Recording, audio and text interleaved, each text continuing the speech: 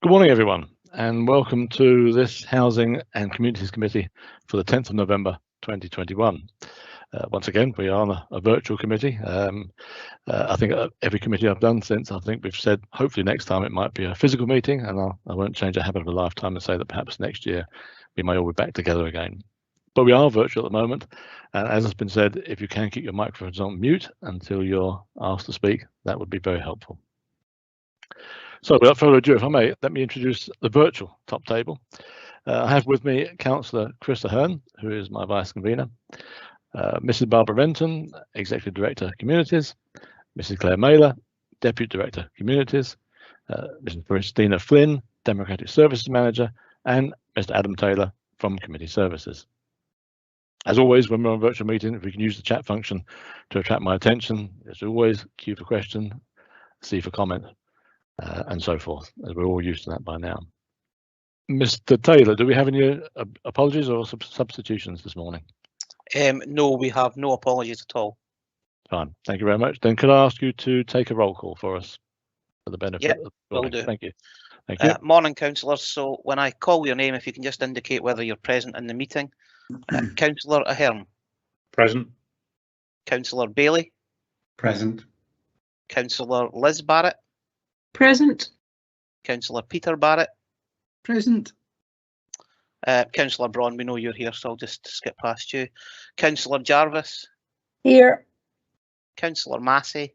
Present. Councillor McCall. Present. Councillor McEwen. Present. Councillor Shires. Present. Councillor Smith. Present. Councillor Stewart. Present. And Councillor Waters. Present. Okay, thanks, councillors. Thank you, Adam.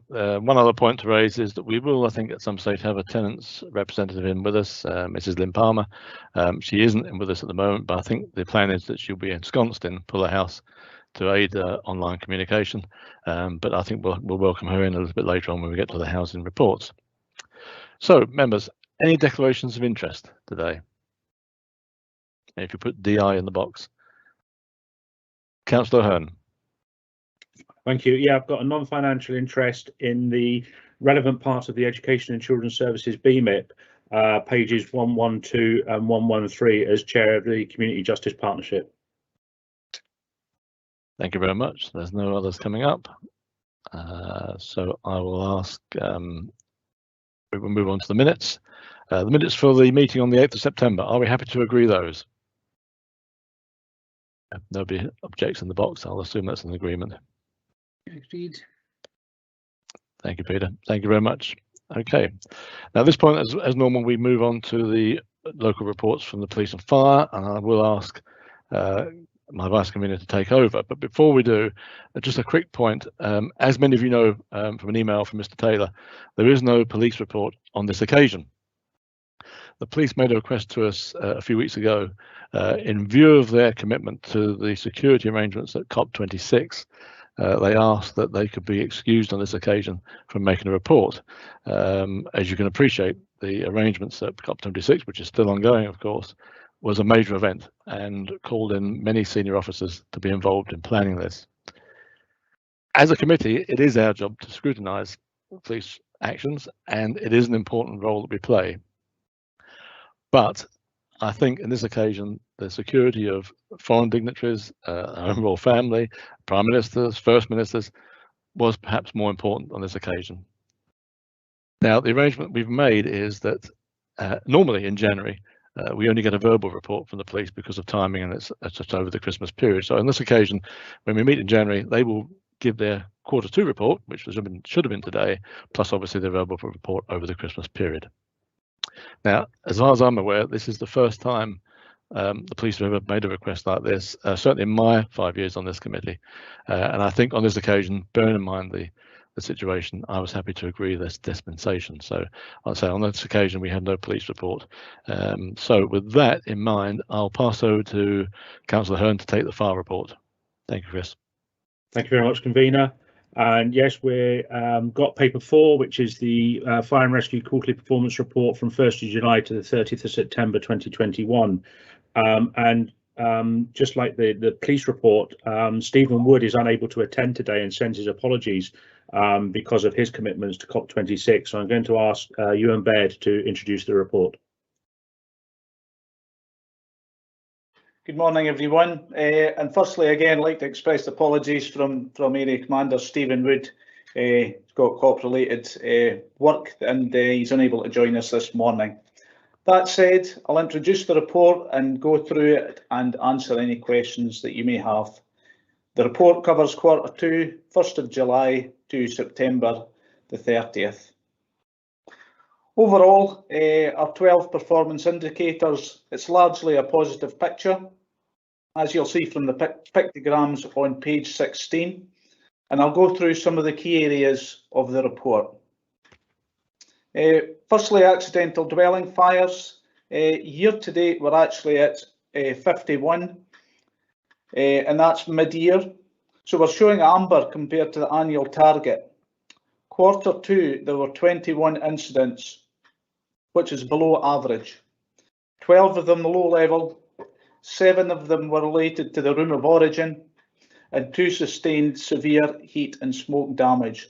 So overall, as we see that, it might seem quite concerning that we've had 21 incidents, 12 of them were very, very low levels, and the time of attendance of fire appliances were in the region of 10 to 20 minutes. So it just gives you an indication of how low level the first 12 incidents were. A fire in the home is obviously a key priority for us. So through offering home fire safety advice, fitting smoke detection, working in partnership, we're always doing what we absolutely can to reduce fire-related incidents in the home. Moving on to road traffic collisions. Although we're showing green for year to date and below average for Q2, there were tragically 2 fatalities on our roads within Perth and Ross during this period. Having a look through the incidents, there were no trends relating to the location of the incidents, the weather conditions, the age of the drivers, or the types of the vehicle. As I mentioned before, we continue to work with local and national road safety forums, undertake road safety initiatives in an effort to reduce road risks within Perth and Ross. And a good example of that is it's in page 30 of your pack, where we've undertaken Project Edward, and I'll cover that in a bit more detail later on. Deliberate secondary fires. We've had 15 incidents recorded, and that's the lowest for 3 years. All low-level incidents, and they're generally related to like bin fires, grass, outdoor fires. As you know, we encountered a very unusual spike in Q1, which has resulted in us showing red to year to date for our annual target. But during the last few months, we've worked collaboratively with partners, education services, in an effort to reduce these incidents, some of which were attributed to antisocial behaviour. Moving on to unwanted fire alarm signals. Firstly, I'd like to thank you for your support in supporting our national UFAS consultation, and also for those of you who attended our elected members briefing session. For Q2 and year to date, we are above average, and that's a similar picture across Scotland, not just contained to Perth and Ross. The work continues at point of contact where the fire appliances are turning them up to the incidents. We're speaking with the duty holders. We're trying to do absolutely what we can to reduce reoccurrences of that. And if there's more technical aspects to it, we're passing the information to our fire safety enforcement teams so they can engage in more detail with them. As I said, Perth and Ross isn't in isolation, and this prompted the UFAS review that I've covered before. The consultation that we attended has now closed, and we should be in a position to communicate the outcome of this in the new year, and we'll be able to go over about how we're going to approach this going forward. Moving on to the latter pages of the report, community safety, pages 29 to 30 provide good examples of the actions and initiatives we've undertaken during Q2. Some of the incidents to note, pages 31 to 32 of your pack. This provides an example of the incident types we've attended. Some of them you may have read about in your local press. Both road traffic collisions, I'll cover these. The heavy goods vehicle lorry at Woodside Burlton and the horse box incident on the A9 at the top of Kearney Braes were very protracted incidents and very challenging for ourselves and our partners who are involved in them. And as you may be aware, they cause major disruption on our roadways. Also, the fire in the outbuildings of Taymouth Castle were completely destroyed. Fortunately, there was no damage to the castle itself. So that's a quick run through of the report. As I mentioned earlier on, it's largely positive. And if you've got any questions to ask, I'd be happy to answer them. Thank you, Ewan. If anybody has a question, if they'd like to put a Q in the chat. Councillor Liz Barrett. Thank you, convener, and thank you, Ewan, for this report. We welcome the good progress in many of the performance indicators. I'd like to ask about pages 17 and 23 in the Road Safety Partnership. It's my understanding that Perth and Kenos Traffic and Network get details of any road traffic collisions that result in injury or death, but not other ones.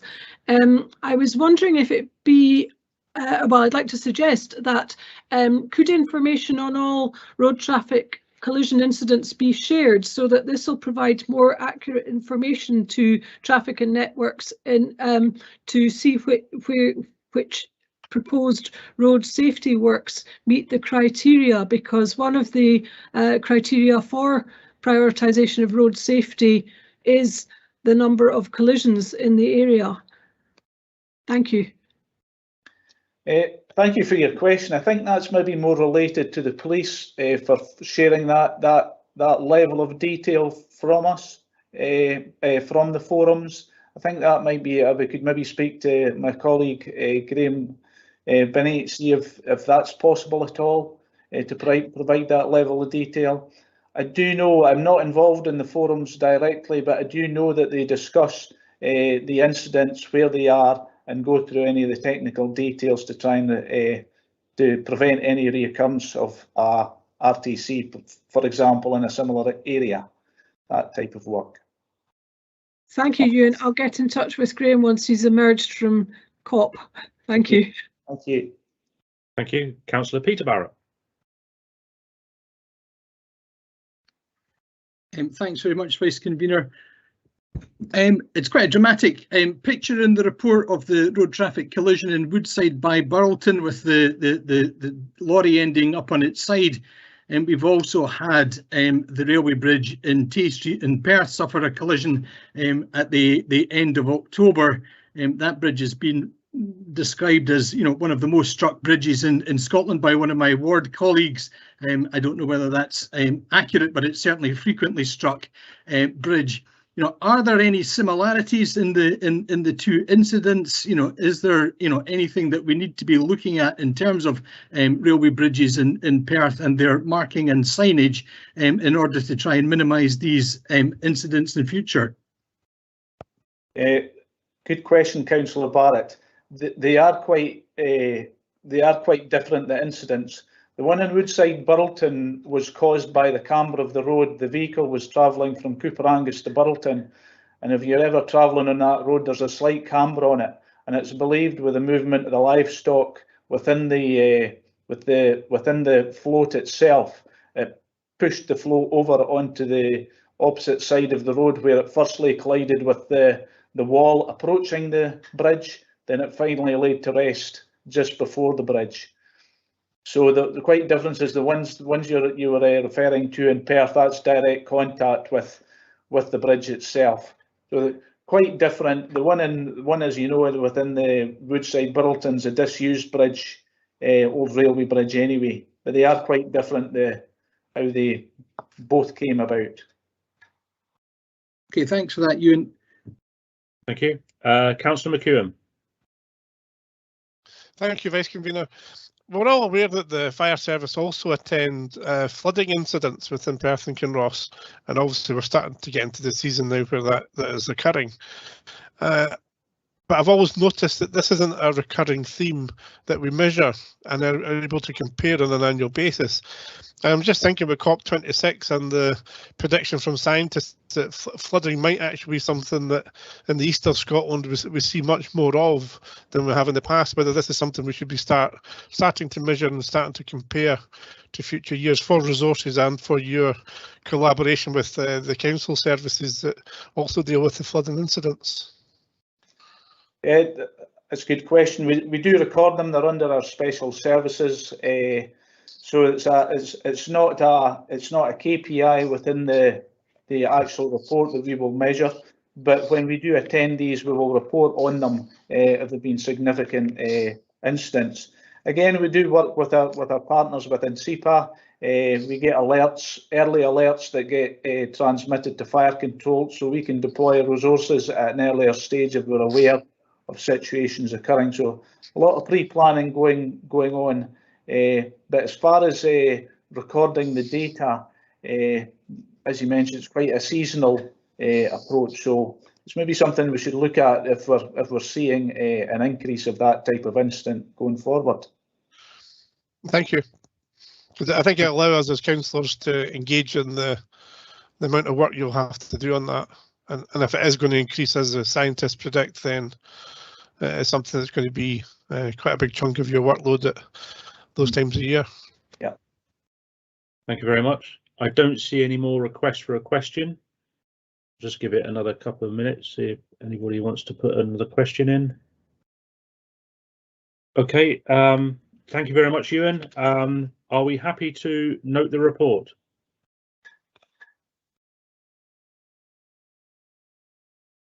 I'll take the silence as a yes. Thank you very much. So I'll hand back to the convener for the rest of the meeting. Thank you very much, Vice Convener. So we'll move on now to the next paper, which is paper 5. This is the annual performance report and business management and improvement plan for the communities service. Obviously, it covers several committees. It covers environment, infrastructure, and ourselves. I will ask, if I may, Mrs. Renton to introduce the report. Thank you, Convener, and good morning, councillors. It's my privilege to introduce the Perth and Kenos Council Communities Annual Performance Report and Business Management and Improvement Plan for the financial year 2020 to 2021. This provides an overview of how the teams within the community service have worked together in what can be best described as an extraordinary year as a result of the global pandemic. This is the first report for the community service and recognises changes to business areas within the service, the transfer of property services to corporate and democratic services, and the inclusion of innovation and culture and communities, along with an update on the progress made on delivering against the strategic objectives as set out within the Council's corporate plan, and how we as a service have responded to challenges of the last year by working closely across the area with our communities, with our partners and with yourselves. Given the circumstances we've been working under, it was agreed that all of the Bmip elements would be lighter than usual, which has resulted in a change to the usual format. However, our report outlines a number of priorities which will be our focus over the coming months and years. The report highlights the relevant key performance indicators used to measure progress against our objectives. Clearly, direct comparisons of data to previous years may not always be appropriate given the pandemic and the resultant impact that has had upon service availability and delivery. We will, however, continue to monitor our performance and ensure that we continue to learn from our performance data. I am delighted that the report highlights some of the positive achievements that we have made against our outcomes and how we have adapted and responded in exceptionally challenging circumstances to support our tenants and our communities. These achievements include a reduction of 12% in the number of households presenting as homeless through continued focus on Home First, homeless prevention, rapid rehousing and tenancy sustainment, which has also minimised the number of children living in temporary accommodation. We continue to be one of the leading local authorities in Scotland in this area.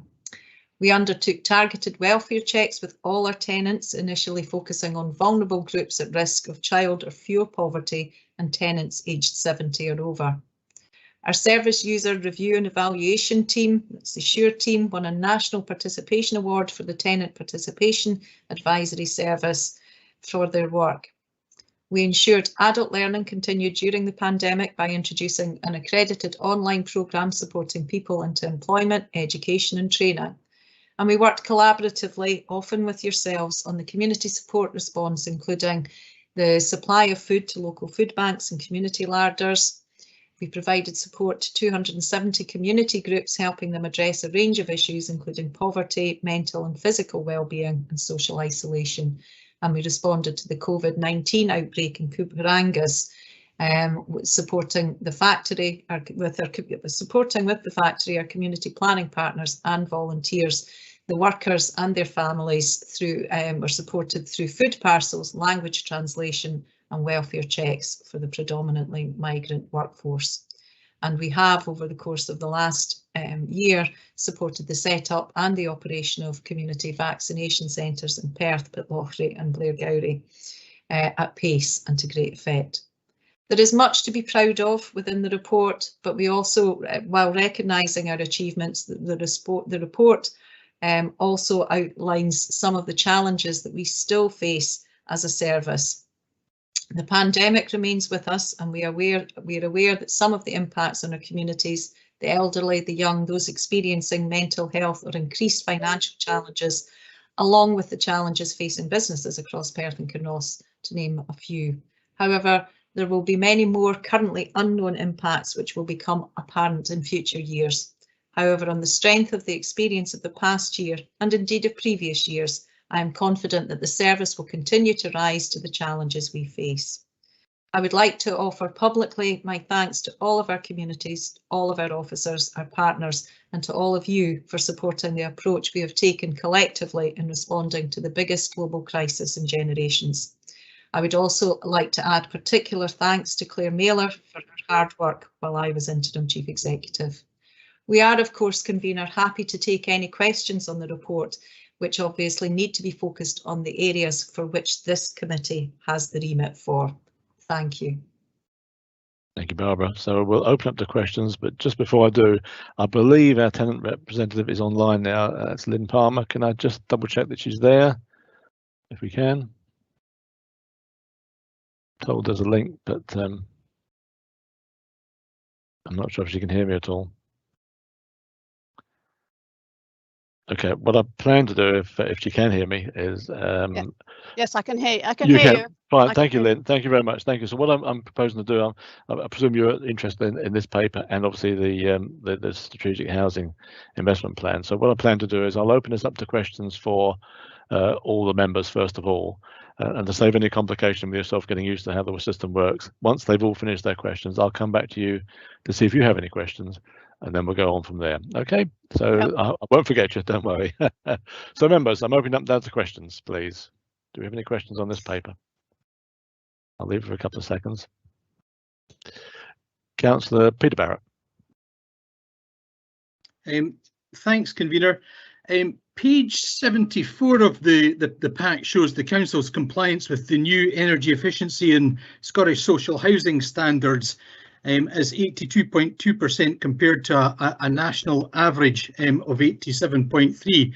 And I appreciate that the standards have changed, which will have reset where we are, but the report doesn't indicate any sort of trajectory for achieving those standards for the future.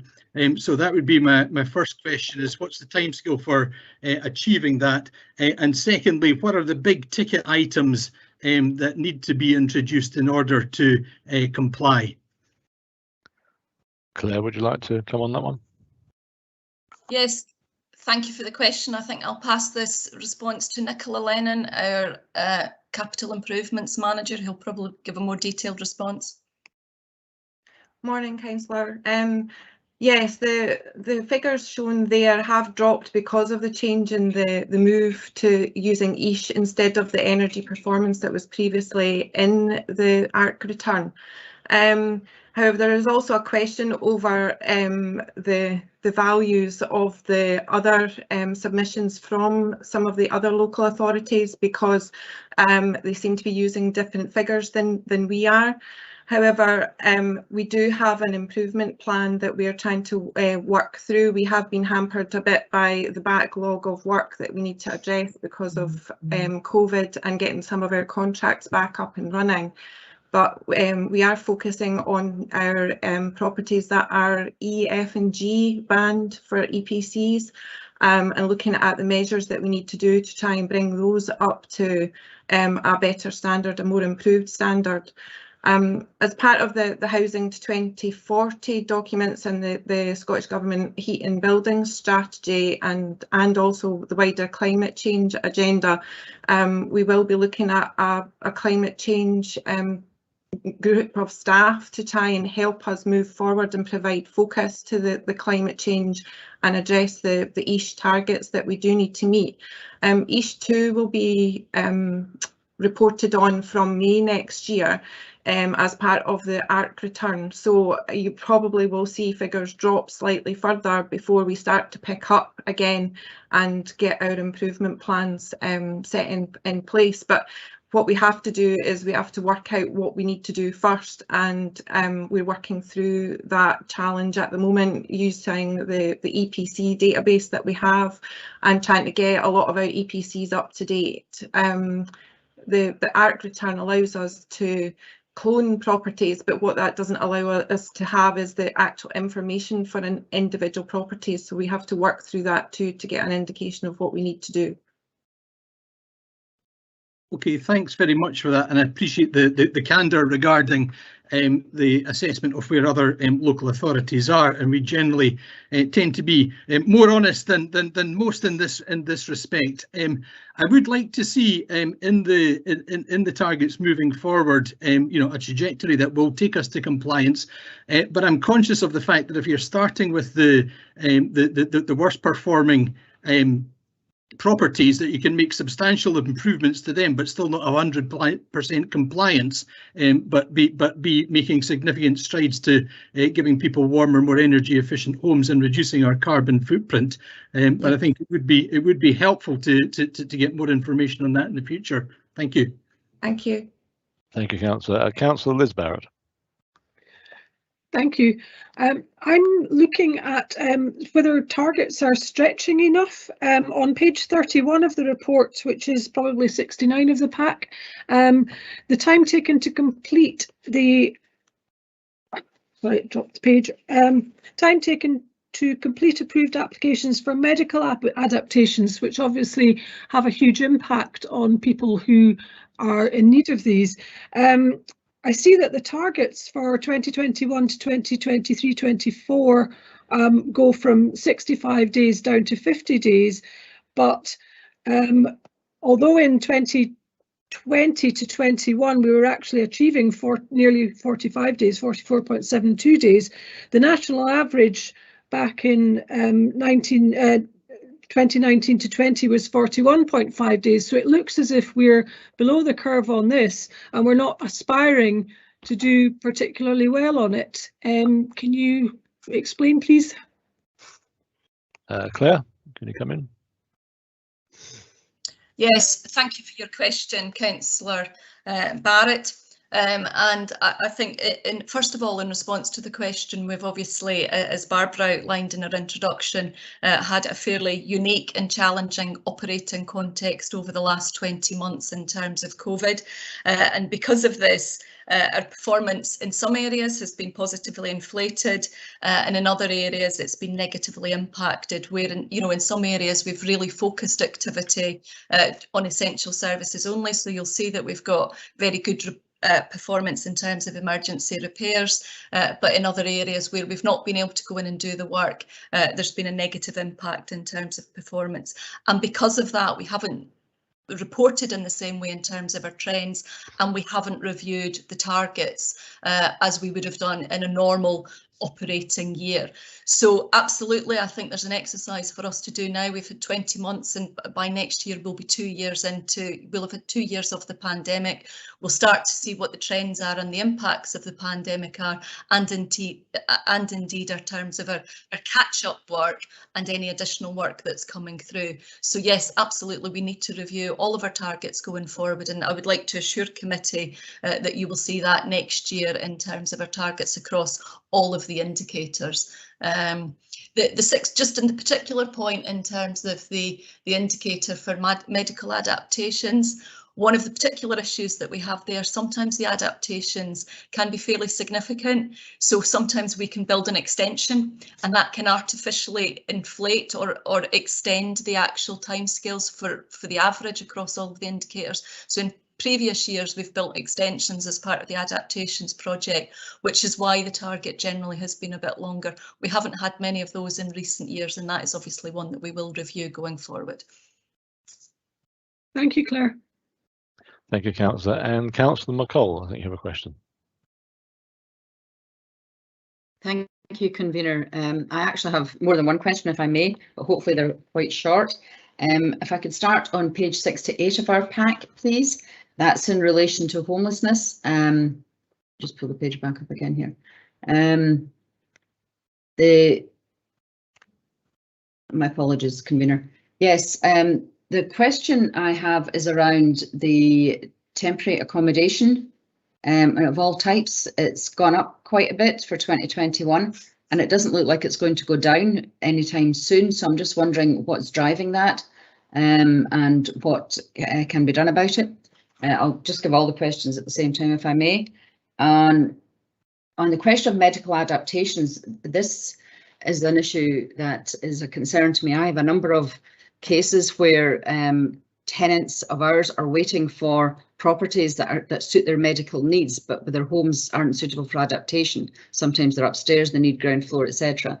So I wonder if some advice, some information can be given about how long people are waiting for a transfer because of medical needs, as opposed to a medical adaptation for their existing home.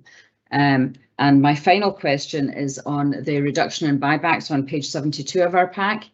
I noticed that the number of buybacks have been maintained roughly, or at least the new public available social housing has maintained its levels at around about 246, 250 and 246, which is commendable. However, I see in future years that target has been reduced by about 20%, so I'd like to understand why that is. Fine, thank you, Councillor. Okay, Claire, would you like to come in? Yes, thank you, Councillor McCall, for your questions. I'll start off and then pull in colleagues where I can. In terms of the length of stay in temporary accommodation, I think a couple of points here.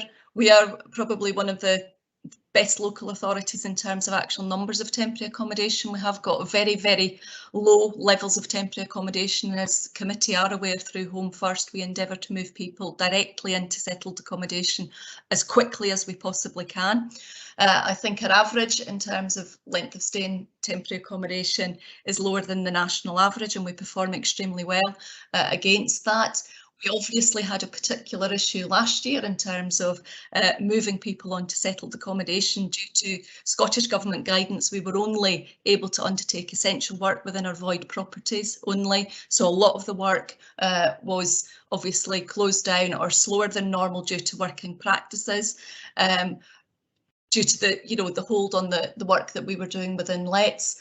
But absolutely, I think that absolutely is a continued focus for us in terms of reducing the average length of stay. But there has been that kind of COVID context within the current operating environment. But I would stress we have very, very small numbers of households in temporary accommodation. We're, I think, the lowest in Scotland for actually the use of temporary accommodation, but an area for continued focus. In terms of medical adaptations, I will probably, in terms of your specific question about people on the transfer waiting list, I'll bring in, I think, Martin Smith to answer that question.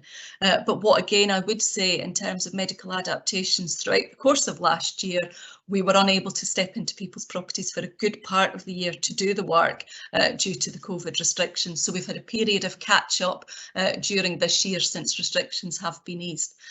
Martin, I don't know if you're able to answer specifically in terms of the temporary accommodation and how long people are waiting, where they require more suitable housing.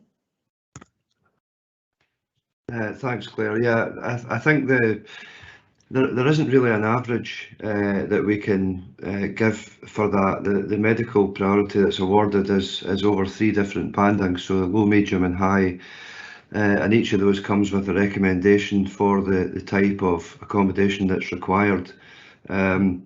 So the people with high priority will be better placed on the waiting list than those with low priority. The most common recommendations are either for some form of ground floor housing is usually the most common, and when we get a property like that to allocate, we always look first to see if there's a medical transfer applicant. So it's something that it's a very important part of the allocation process, but it's not really something that we can provide average waiting times for, because there isn't really such a thing as an average applicant. Thank you, Martin. And with regards to the buyback question, Elaine, would you like to provide a response to that one?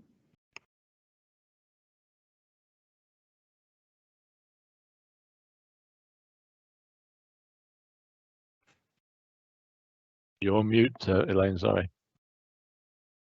Pressed on. Sorry about that. Yeah, we have a target of 30 buybacks per year, and that's included within our overall target. And I noticed that we're going 200, but our buybacks are included within our social new build programme as well. So Norma might be able to explain the target, because the buyback is just one example included within our new build programme. So it's kind of like our new build, our empty homes, and our new build programme. So is Norma able to provide some information on that? Good morning. Yes, the information on targets. A target of 200, that does include the new build, which this will be fully considered as we go through this coming year, as we're about to revise the local housing strategy. It is true to say, though, there is always a time delay in the impact of being off-site and COVID restrictions. While we don't see an impact straight away in those figures, and our performance has remained very good over 2021, we had a number of sites actually underway and things were progressing. While they were off-site for a few months, they did progress well when they got back on site.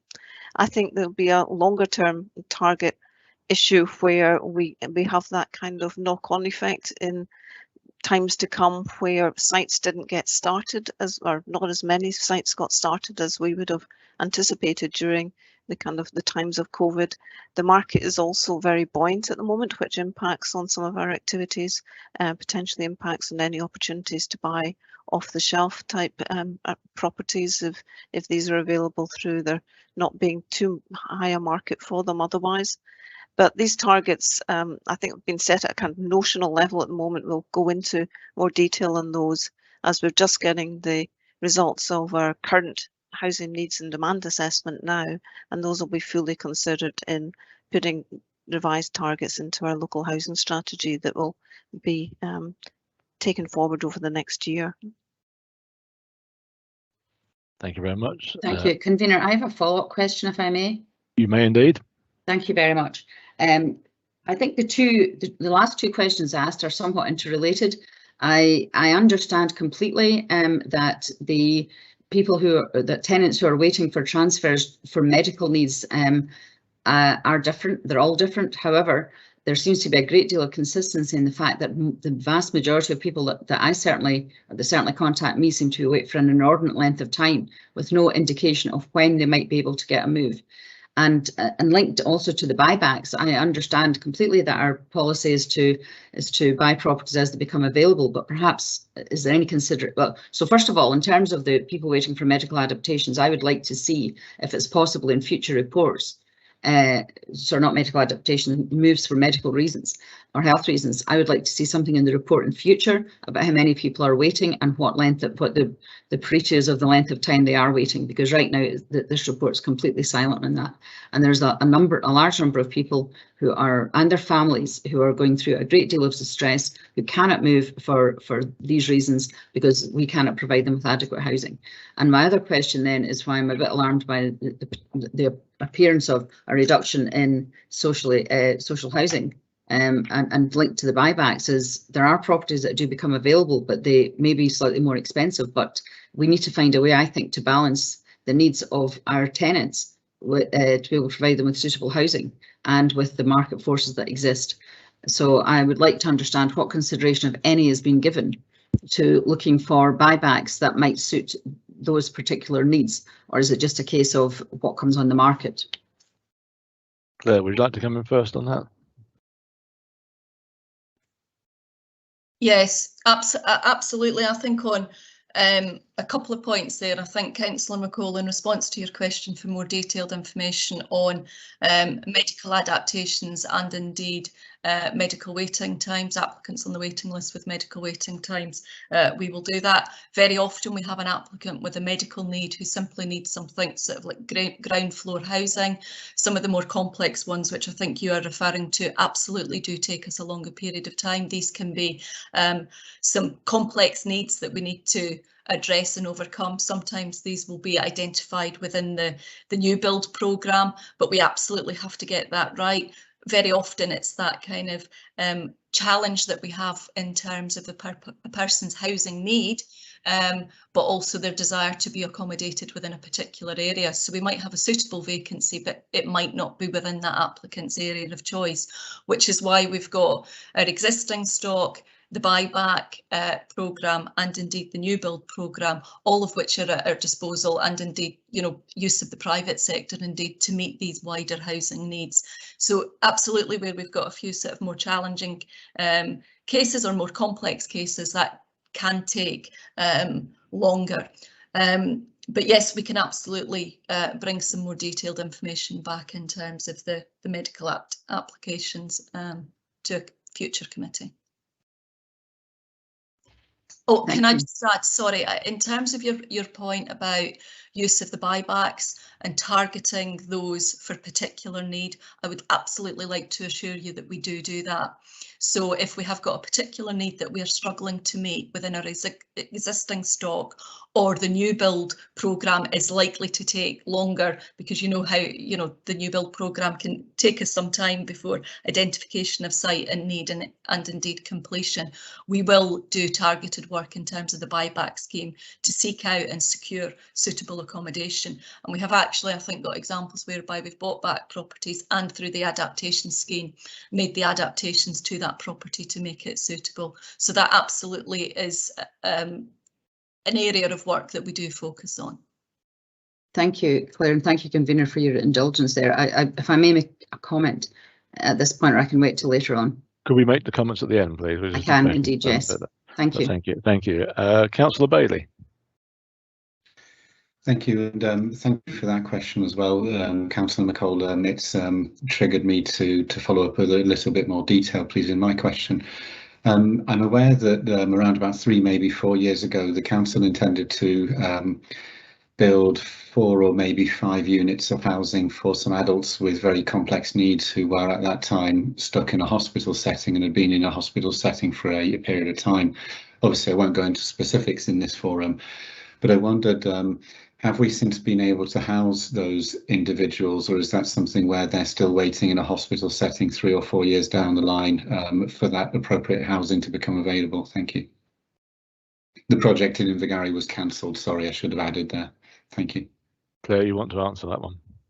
Yeah, I will bring Elaine in for the specific question about those individuals, but what I will, I think, refer committee back to was our housing contribution statement that was recently presented to committee, which gave an overview of our independent living work and the more wider work that we've been undertaking. We've been working very, very closely with health and social care colleagues, as you will have seen through the housing contribution statement and indeed within the SHIP. And I think our local housing strategy update, we have made a real concerted effort. We've got a very good system in place now whereby we are identifying specialist need and actually building these within our new build provisions. Wheelchair adapted accommodation and much more widely. We very much sort of take that kind of mixed need approach across all of our new developments, and we've made some really excellent progress in that respect. Elaine, if you could answer this specific question with regards to the individuals that were originally considered for the Invergowrie project, that would be helpful, please. Yeah, I can confirm all but one has housing's been identified or they've moved into accommodation, and that one individual, it's not because of a housing need, it's because there's been a change in their medical circumstances. Right, that's very reassuring. Thank you both. Thanks. Thank you, Councillor. I'm not seeing any further questions coming through at the moment. I'll just give it a couple more moments.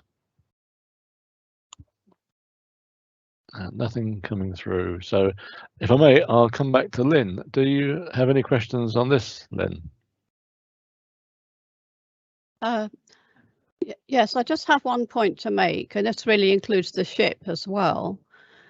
It's that the term local housing officers doesn't get any mention at all in today's two papers. And so therefore the locality teams don't get a look in the papers just because there isn't a mention of them.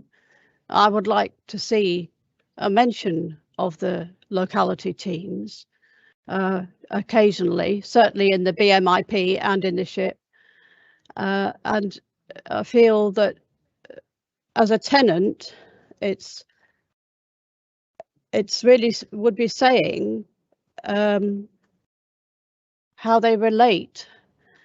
This, if they're reading the papers, this is where the spot where it's relevant to them. So there's a key point where a tenant would see the point being that the teams are the key thing, apart from the police and their local councillor. So, but there's no mention of the locality housing teams or locality housing officers. Now, since then, there's been the performance report and the on the house, and there is about 3 mentions in on the house of locality housing officers and 1 mention in the performance report. So the point at which tenants can relate to what is written would be the term locality housing officers or locality teams, but the BMIP in the SHIP doesn't have that at all. So there's a sort of there's a gap in where you relate, where a tenant relates. Okay, let me just go back to Claire and see what she has to say on that. Thanks, Lynn. Claire? Yes, thank you, Lynn. Lynn, I think you make a very good point there in terms of, I think, the kind of the connection and the relationship. I mean, clearly here this report gives that high level overview in terms of the performance and the performance outcomes that are detailed within the report. And the work of the locality teams are absolutely threaded right throughout the report. You can see all of the antisocial behaviour, the rent arrears work, the tenancy sustainment activity, all of that. And these are the, you know, the teams on the front line, the engine room of the service that are out there on the front line, working closely with tenants day in, day out, delivering these really good outcomes, good levels of tenant satisfaction.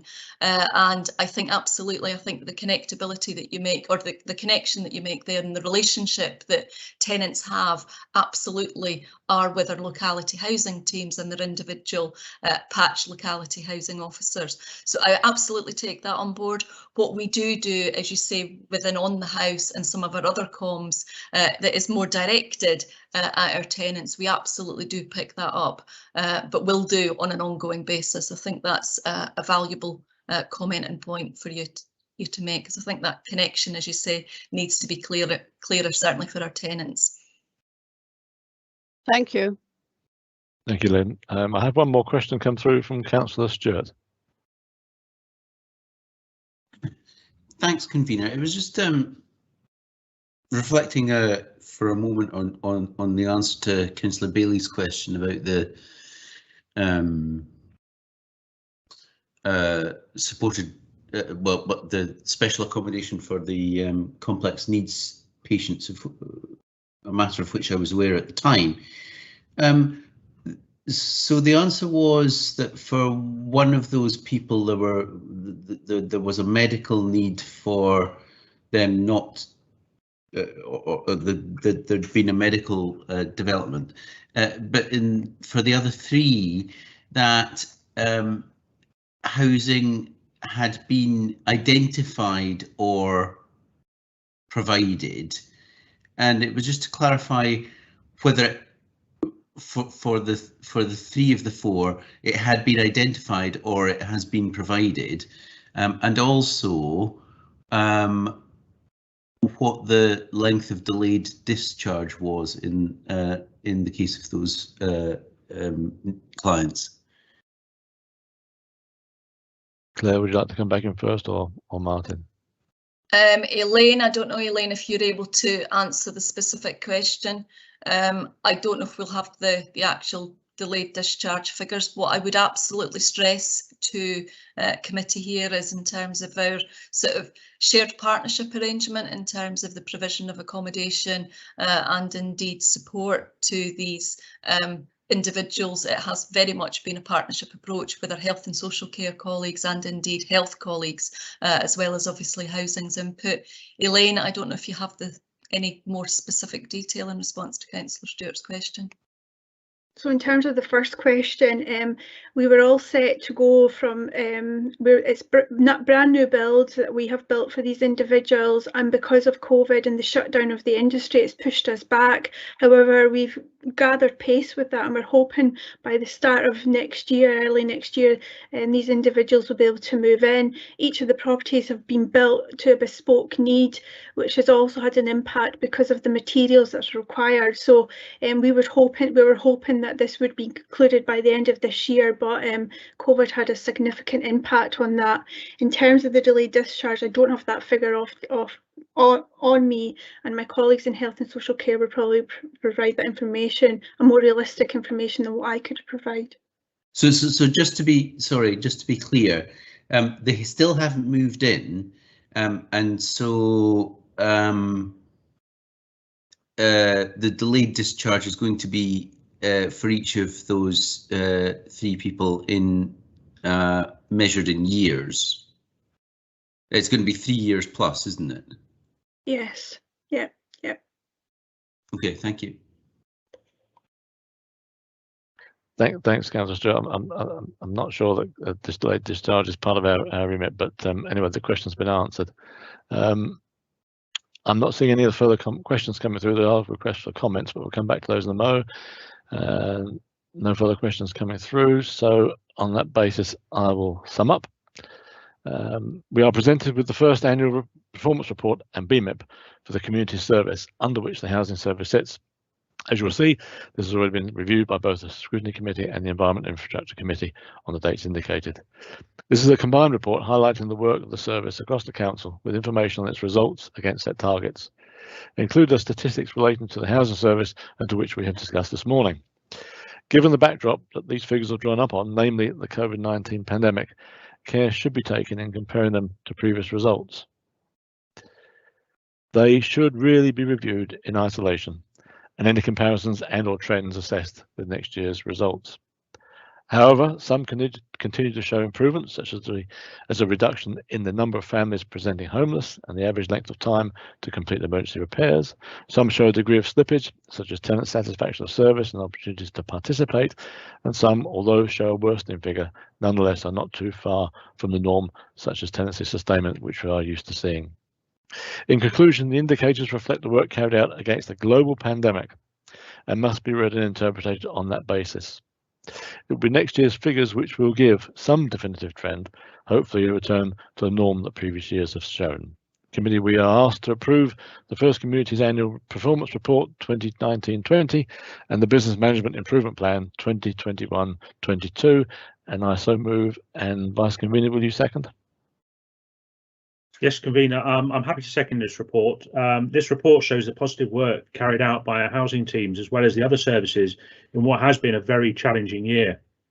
In communicating with groups, most of this had to be done online, and events such as the annual tenants conference had to be online, but it was good to see that many of our tenants were online at that conference, some having had to battle the problems with technology that we as members face every day for the first time. This is an excellent report, and I would like to pass on my thanks to all officers that have had to face the challenge of COVID and how that has affected our communities, as well as the additional problems brought on by having to work from a distance and online. And I agree with Lynn Palmer that our locality teams have been in the front line and their work has been essential in helping our communities. I'm very happy to second this report. Thank you, Vice Convener. We're now opening up to comments. First to Councillor McCall.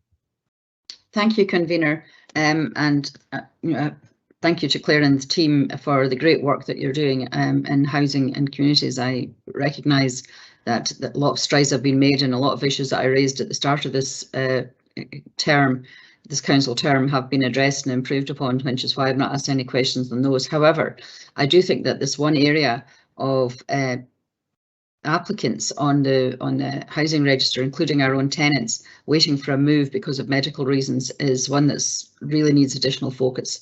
I understand the very complex case that Claire referred to, but that is an exception, and the communication between the council and that particular family is well in hand. But there are a large number of other residents that I'm aware of, and I can only assume in other wards as well. So I really would like to suggest that that be taken on board and an improvement plan, very targeted, be brought back to this committee at some point in the future. Thank you, Convener. Thank you. Councillor Peter Barrett. Thanks again, Convener. I think it's very important to offer credit and recognition where that's due, and it's certainly due to the Director, Deputy Director and the whole team, because once again the performance demonstrates that this council's commitment and its ability to provide secure homes for children and families and to prevent disruption to people's lives and the impacts on mental health of homelessness and the uncertainties and financial challenges and stresses of temporary accommodation are being met. And I want to applaud the service that homeless presentations are down, but we need to keep them down, particularly in the absence of a ban of evictions for arrears. I also want to commend the vital support that the council continues to contribute to supporting community food initiatives aimed at preventing hunger and reducing the harmful climate impacts of wasting food. Touching on the comments that Lynn Palmer made, and it's certainly something that I've raised before and our tenants groups have raised before. I think it was at the last meeting of this committee. On page 73, there's an area that I flagged up that this council needs to do more in terms of early intervention and prevention work to ensure that vulnerable tenants are supported to settle into their new homes and establish good neighbour relations and not disruption. I think in terms of being organised to deliver, there are issues of capacity and organisation that this council is confronted with, and I sense that there's a curbside waste collection time bomb of public disengagement with the Perth and Kinross offer, where we urgently need to get our public messaging and communications right. Ballantyne Place and Inchhead and South Inch Terrace in our own ward are where the dominoes have fallen and are starting to fall, and I don't see the council mobilising in response sufficiently to that, and there's an urgent need to address this before we have a wholesale retreat from blue-lidded bin collections. Thank you. Thank you, Councillor, and I think Councillor McEwen, you're next on the list. Thank you very much, Convener, and I want to echo everything that Councillor Barrett has said there. I think that this is a report that demonstrates how well our council services can be run, and I think during the last few years that the services have had need to be prioritised, and I'm glad to see that they've been prioritised on supporting families and the challenge of child poverty, and our Home First service that Peter adequately discussed, preventing homelessness. Again, we're still leading on that. But also I'm glad to see that going forward that the reinvigoration of the new build scheme and the targeting of that at our residents and for our residents' needs, and also the local child poverty action report that is included here. You know, this is an important challenge for our council, and I'm glad to see that it's going to be a priority for this committee going forward. Thank you. Thank you, Councillor. I can't see any further comments coming through. Thank you for all of your comments. We'll move on then. The paper's moved and agreed. Unless there's any objection, we'll agree the paper. Thank you. And we now move on to item 6 on the agenda, which is a paper from Lifelong Learning, which has been heard by Lifelong Learning, but comes into our remit because of a small element of community justice. I believe Nicola Rogerson is here to introduce it. Yes, I am, Convener. Thank you very much. Over to you. Thank you. Thank you, Convener. I'm pleased to introduce the Business Management and Improvement Plan for 2021-22, prepared jointly by all services located within Education and Children's Services. Members will be aware that Criminal Justice Social Work Service has been located within Education and Children's Services since April 2018, with direct management responsibility sitting with the Chief Social Work Officer. The Council's scheme of administration also requires that matters relating to criminal justice social work and community justice are reported to Housing and Communities Committee.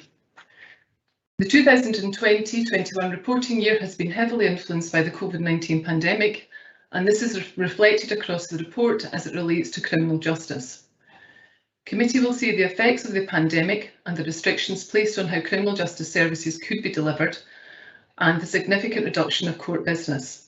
However, strategic objectives remain unchanged and progress continues to be made against the key performance indicators for 2020-21 and the priorities for 2021-22, which are set out in this report. The work of the Criminal Justice Social Work Service over the last year is summarised and reported on in pages 16 to 18 and performance on pages 30 to 31. I'm happy, Convener, to take any questions. Thanks very much, Nicola. We'll open up to questions, everybody, but as I will remind everybody that we are limited to really just pages 30 and 31 of the report. That comes under our remit. The rest is all to do with lifelong learning. So I'll open up to questions. Any questions, please, members?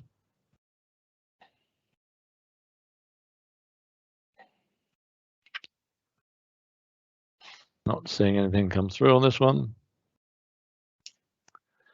Councillor McCall. Thank you, Convener. My question really, and it's not on page 30 or 31, but I think it's pertinent, and it's about partnership working. And there's no mention anywhere in this report for that Education and Children's Services will be working in partnership with the Community Justice and Safety Partnership, which is responsible for the criminal justice work that goes on here, along with other partners. I'm just wondering why that has been omitted from the report. Thank you. Sorry. Over to you. Sorry. Sorry about that, Convener. Thank you, Councillor McCall. Certainly there are current discussions which have been ongoing.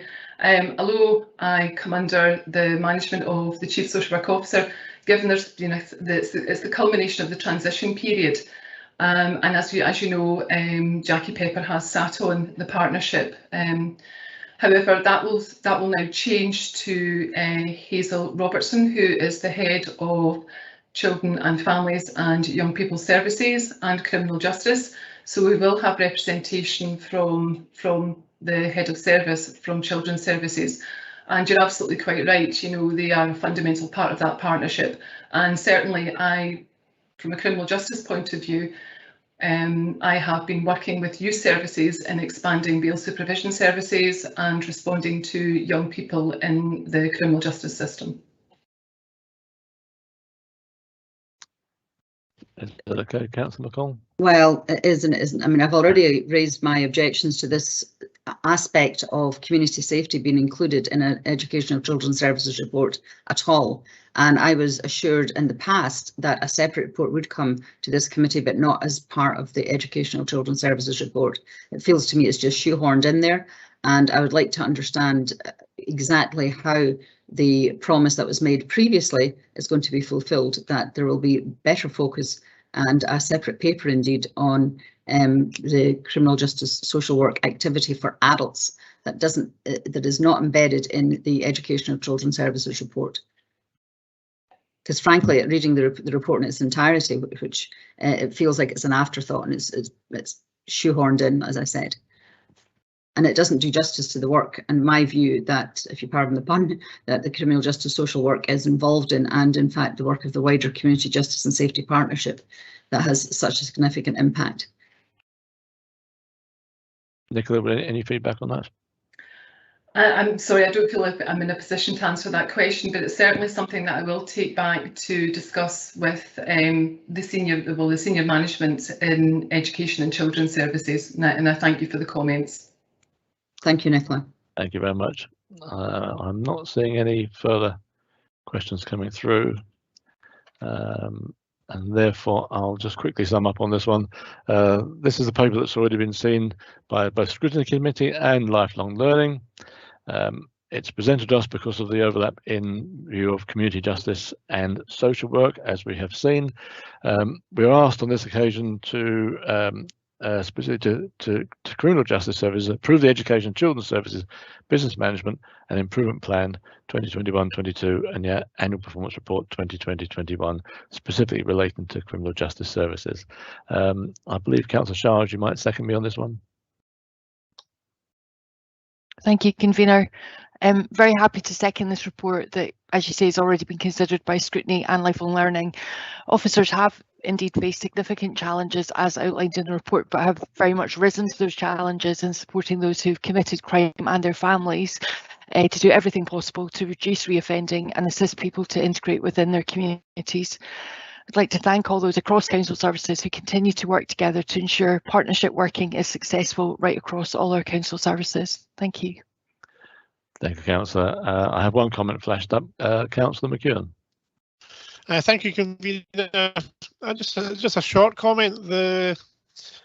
I think it's evident from the paper here that the criminal justice services have had to work very differently during the COVID pandemic, and I think that's very, very commendable. I think that I've managed to keep the face-to-face interactions where that's been necessary and to work in different ways when that's been possible. Yeah, I see very similar activity in our NHS where we've had to interact with patients in an outpatient setting differently, sometimes over the phone and sometimes via video conference. And I just think that it's an opportunity to learn from these different practices and whether some of these practices can continue to be adopted going forward to improve our services, improve our efficiencies. And that'll be very good. And I think the other thing I want to pick up on is that the unpaid work scheme is something that I know our communities find very, very helpful and are always gracious to see work done in the community in this way. And I think that will be a huge challenge going forward as the courts and the reapplication of these sentences comes in again, and we'll have to revamp that. But I think our communities again will look forward to the reinvigoration of work getting done in the community again by the unpaid work teams. Thank you. Thank you, Councillor. I'm not seeing any other comments coming through, so I'm assuming we can agree the paper. Not hearing any objections to that, so the paper's agreed. Members, we're now on to paper 7. If I may, I would like to ask your indulgence for a moment for a 5-minute recess. My internet's starting to fluctuate. I think I know what the problem is, but I just need 5 minutes to get to the hub and just do what I have to do. So can we just have a quick recess of 5 minutes just for me so I can get this sorted out? I'm sorry, it's just one of those things. We have so many people draining on the hub. If we just have 5 minutes, I'll be back. Thank you.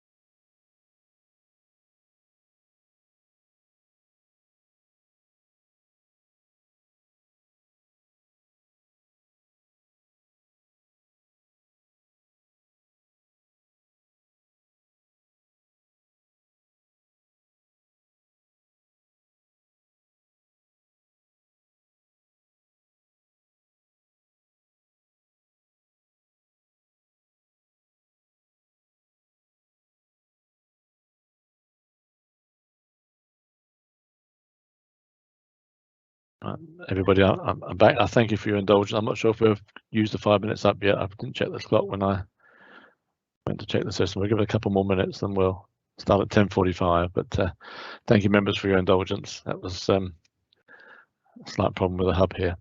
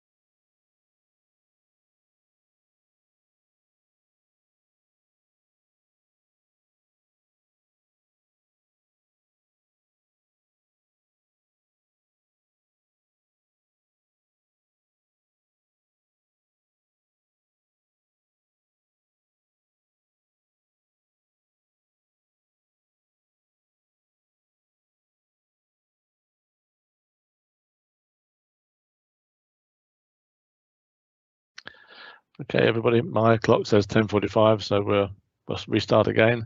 We're now looking at paper 7, community planning partnership update. I believe Mr. Haxton wants to make a short introduction.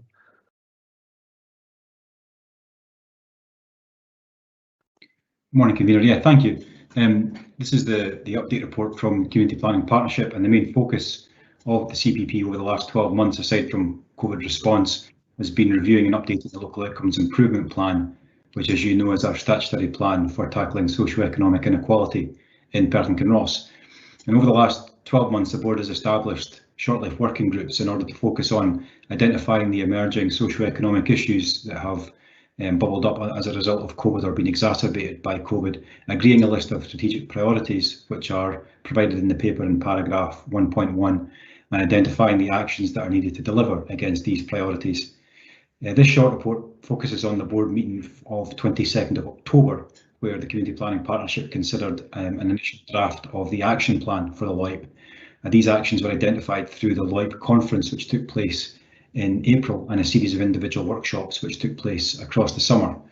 Paragraph 1.2 summarises the key questions that each of these workshops were asked to consider, and paragraph 1.3 outlines a series of improvement actions that the Community Planning Partnership wish to take forward to further enhance our joint working and collaboration. Paragraph 1.4 states that an initial draft of the LOIP will be taken to the Community Planning Partnership Board at its next meeting on the 10th of December. There will be opportunities, of course, for senior officer input into that process, and a finalised document will be approved in early 2022. Officers are currently waiting some further input from partners to finalise that local outcomes improvement plan and to establish officers to take forward some proposals for locality working. And we've asked for partners to respond to us by the end of this week, and we'll work with them thereafter to make sure that that happens. Thanks very much. Thank you, Lee. I'll open up to questions from members.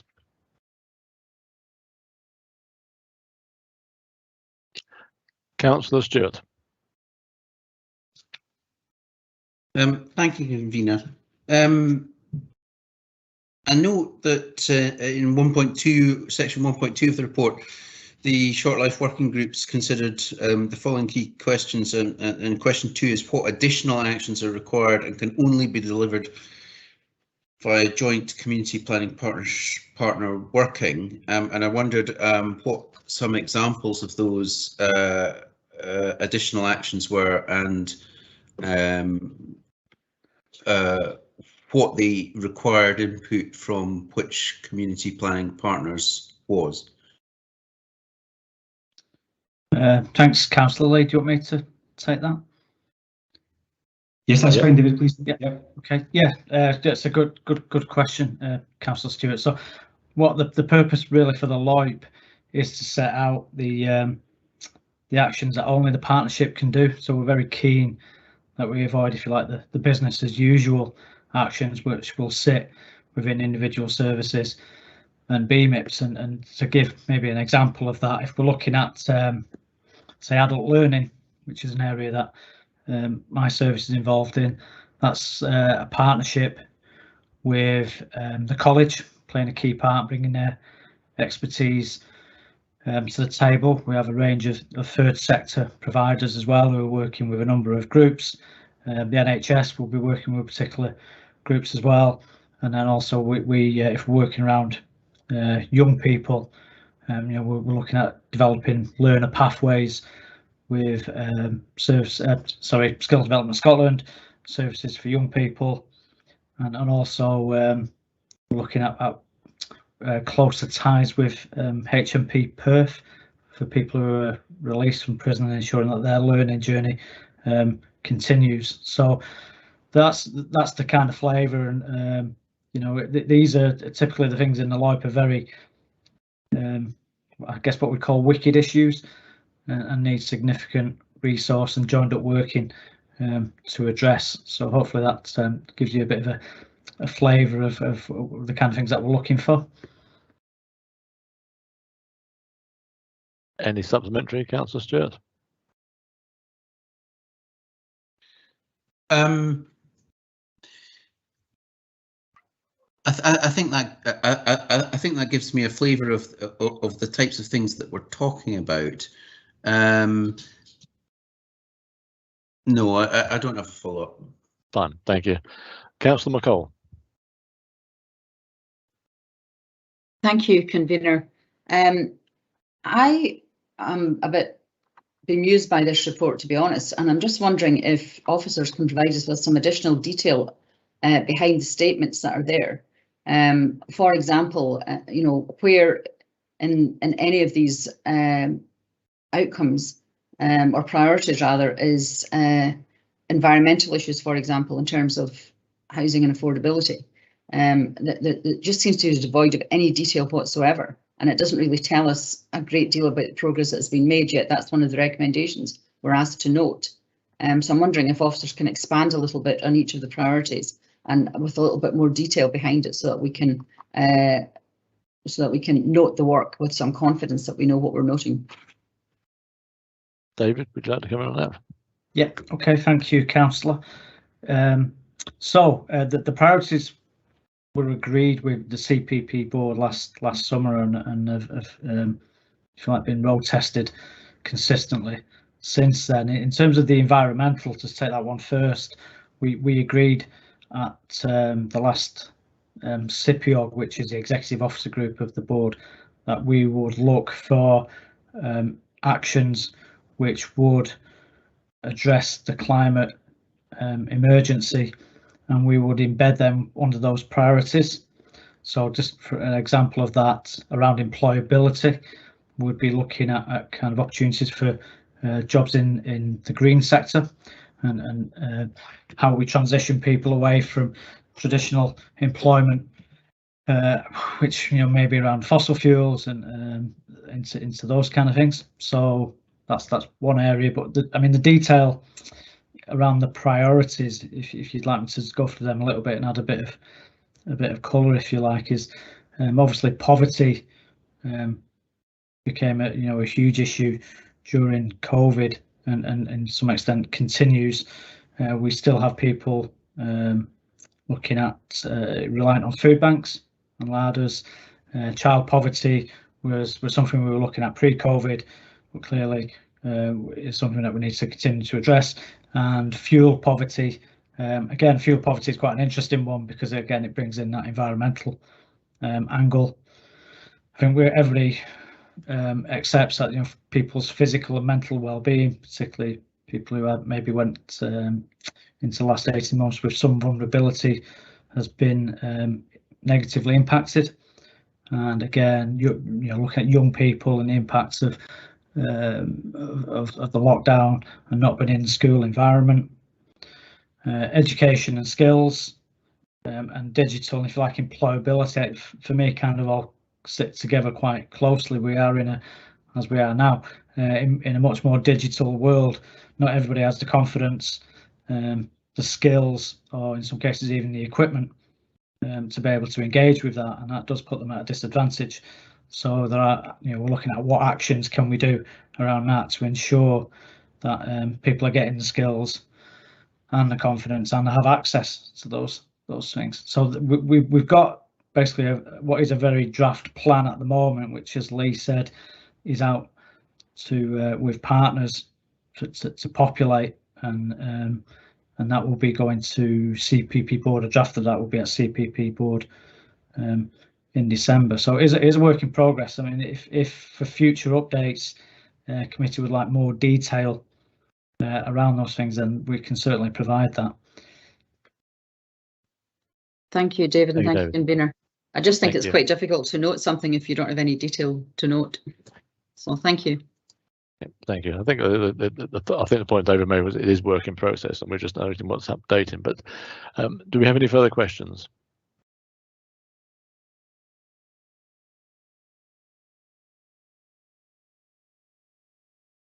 Don't have any further questions coming through, so I will just sum up. This is a straightforward paper, which is just an update of what is happening at the present time, and an update on the local outcomes improvement plan, which we presented to council in due course. We as a committee asked to note the work carried out on the local outcomes improvement plan to date. Notes that following CPP board in October, additional work will now take place to ensure resourcing and governance arrangements are in place. Let's move the report. Vice Convener, will you second? Happy to second, Convener. Thank you very much. Do we have any comments?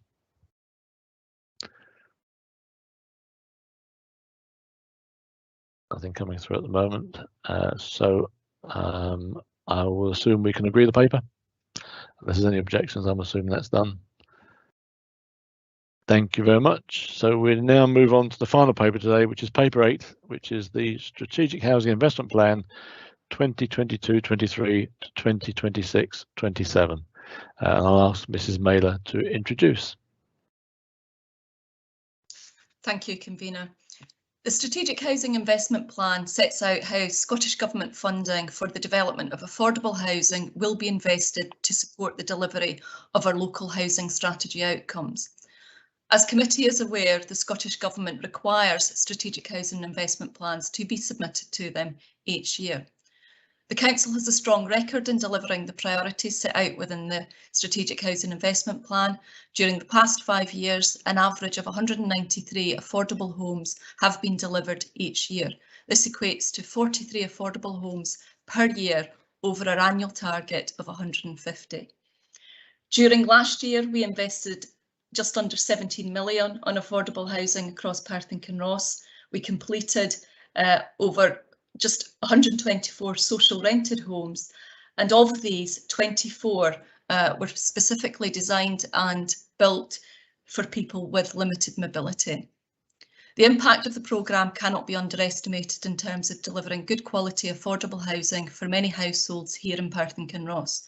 The additional units of accommodation support turnover within our existing stock. They enable us to reduce waiting lists and alleviate overcrowding and address homelessness and indeed a wider range of housing needs. Confirmation of a resource planning assumption was announced during July by the Scottish Government, amounting to 19.298 million for the 2021-22 financial year, and future year subsidy taking us to the year 2027 amounting to 83.7 million to assist the development of new affordable housing within Perth and Kenos. We aim to continue the scale and pace of our delivery of affordable housing over the next 5 years. This plan sets out how we propose to use the funding available to invest in the programme of council house build, as well as direct investment into housing developments to be progressed by our registered social landlord partners. As part of the SHIP approval process, the Scottish Government advises that local authority officials should seek delegated authority to assign other projects into the programme, replacing those which fail to progress within the anticipated timescales. Any potential replacement projects are prioritised under the system set out in the SHIP and agreed through our new build project board.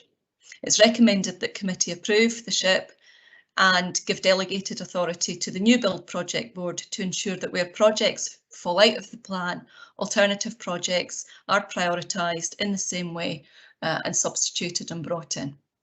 We'll be happy to take any questions. Thank you. Thank you, Claire. So I'll open up now to questions from members. Councillor Bailey, you're first up. Thank you, convener. This is a great report. I'm really happy to see that we're able to accelerate both the construction of new homes as well as to continue buying back previous council homes, doing them up and then bringing new tenants into them. So that's all fantastic. However, I do note that for a large part of this, we're spending other people's money, and by that I mean that we're taking the money that comes from the Scottish Government for this specific purpose, then spending it on that purpose. We're obviously using some other sources of money, including prudential borrowing.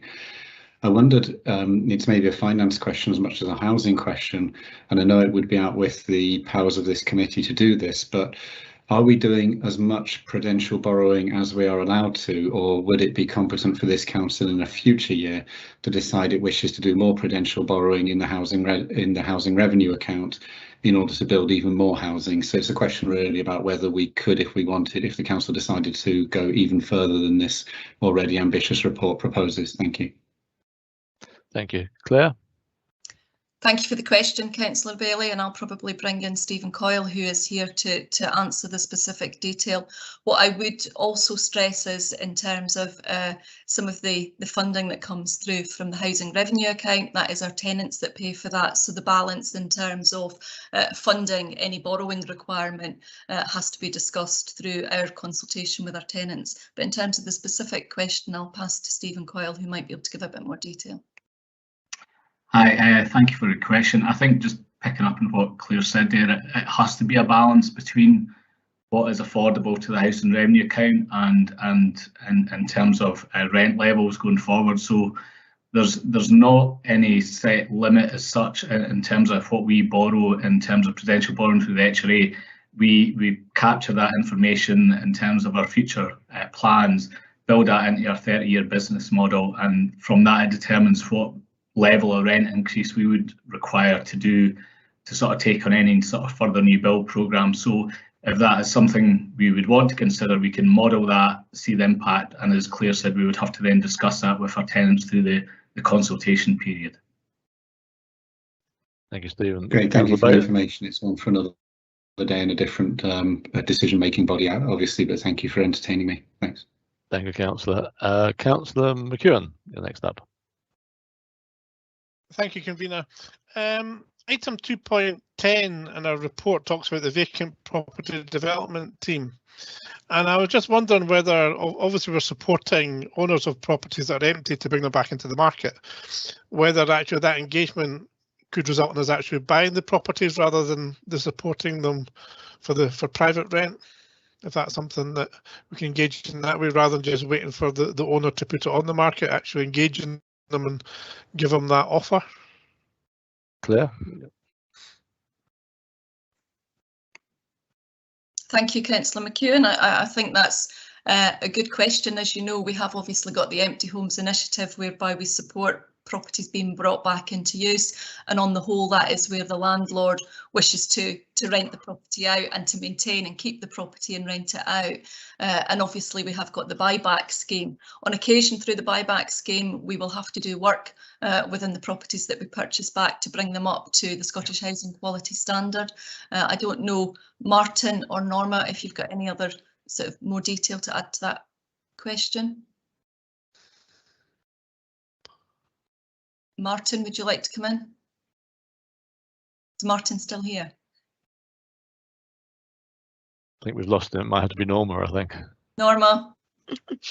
I don't really have any more detail to add to that. In fact, I think, yeah, it is an option, but yes, there might be quite high costs getting the property up to housing quality standard that we're required to do. Then going forward, sometimes it can be quite difficult in incorporating kind of different properties into our planned maintenance programme, but it certainly would be something we could consider. Yeah, it's mainly the question of asking, do we ask the question of the owner when we're, because obviously we asked them about the supporting, upgrading the property and supporting them doing that. obviously, on the other hand, we can say, but your other option is that you could sell the property to us. Can I just... Just as simple as that. Yes, we do. We do have those conversations. I've just had a confirmation through from one of the teams. So that conversation in terms of those discussions with the private owner, private landlord do take place. And then I think it's that assessment in terms of their need. But yes, I mean, certainly I think it's something that we'll continue to pursue. Thank you very much. Thank you, Councillor. Councillor Peter Barrett. Thanks, convener. Page 122, paragraph 2.11 refers to the housing needs of gypsy travellers. I think it would be fair to say that the gypsy travellers that I met last week feel frustrated and let down by the very slow pace of gathering and analysing the stock condition survey information with regard to the chalets at the Double Dyke site, and I don't fully understand why that aspect of the programme was paused when COVID interrupted the rest of the stock condition survey.